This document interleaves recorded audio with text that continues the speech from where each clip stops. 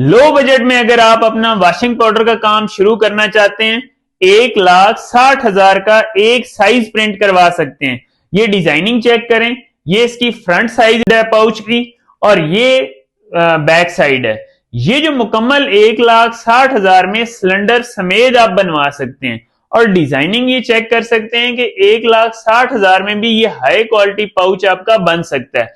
वैसे तो अगर आप ज्यादा अच्छा बनवाना चाहते हैं तो 2,05,000 रुपए एक साइज का खर्च आता है और अगर बजट कम है फिर भी हमने ये सहूलत रखी है कि 1,60,000 में भी आप बनवा सकते हैं और ये एक साइज का खर्च होता है। इसके साथ इससे भी बजट कम है तो फिर भी हमारे पास ऑप्शन मौजूद है, 1,49,000 में भी एक वॉशिंग पाउडर का साइज आप बनवा सकते हैं। तो आप हमारे पास जब आते हैं तो आपका जो भी बजट होता है उसके मुताबिक आपको चीज बनाकर देंगे। आप हमारा राब्ता नंबर नोट कर लें। आपको प्रिंटिंग के हवाले से किसी किस्म की भी कोई भी रहनुमाई चाहिए हो तो आप हमारे इस नंबर पर राब्ता कर सकते हैं और पाउच बनवाने के लिए आप इस नंबर पर राब्ता कर सकते हैं।